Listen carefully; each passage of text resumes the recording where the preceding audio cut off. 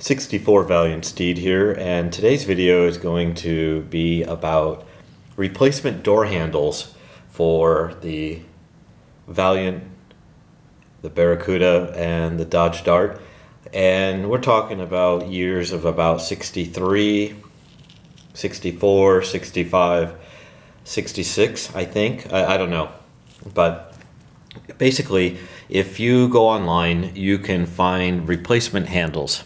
This is one of the replacement handles that I had purchased, and it's nice looking. It's, you know, re-chromed, and this one is the original that came off of my car.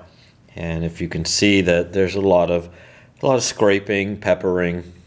Chrome is dull, and what have you. Now I've already I've replaced the door handle, I don't know, about a year ago, both of the handles.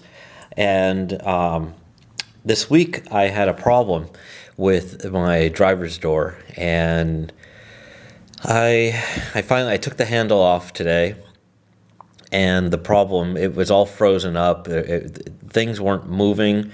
I couldn't push the button on the door to open a door. The door wouldn't even close because it was all froze up. And one of the things I figured out when I originally was putting the handles on the door. Now I've taken everything apart because I want to show you what I'm doing. But I'm going to try to stay within frame here.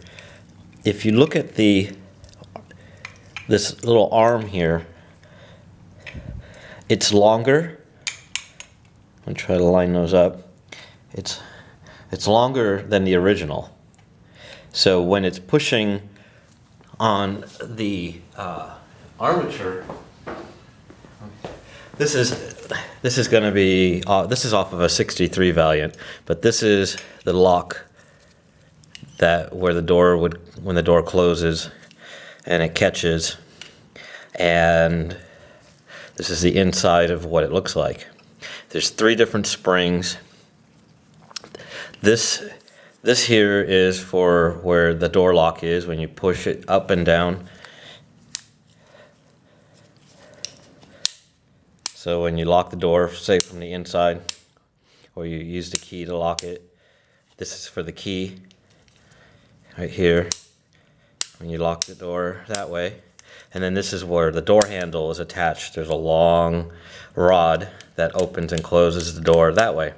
Well, what was happening was this was caught to where this wheel was just spinning, so it wouldn't latch. It's because it should latch and everything should work fine. And this right here, you can see that, is where when the door's handle is on, you push the button here, it pushes this rod, like that, and it pushes that, and then what happens is you can open the door. So it's like there. Anyway, so you get that idea, right?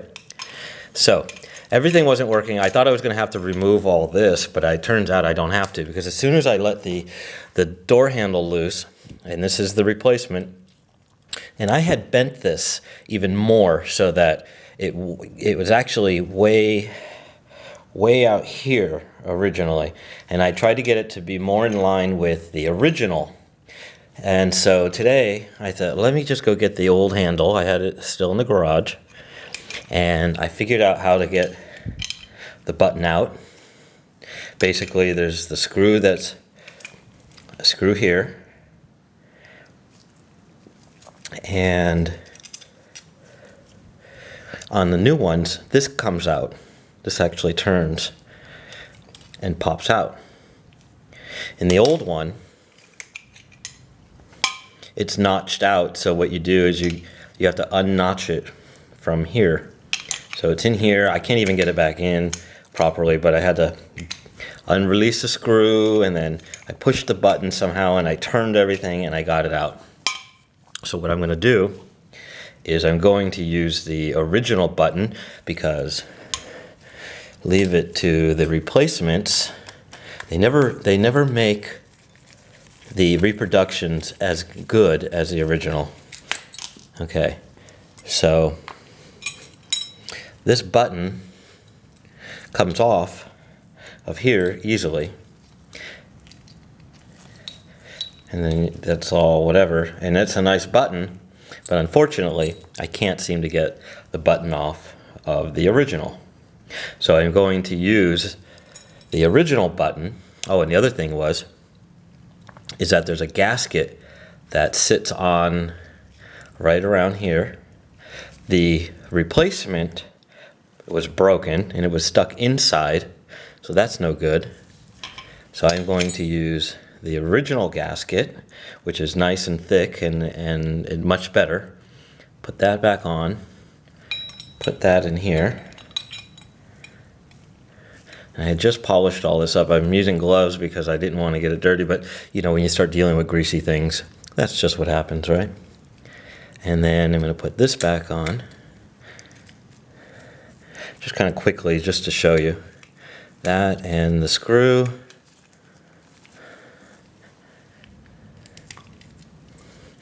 Always doing things on camera can be a bit embarrassing, because you got to try to get everything done right and without fault.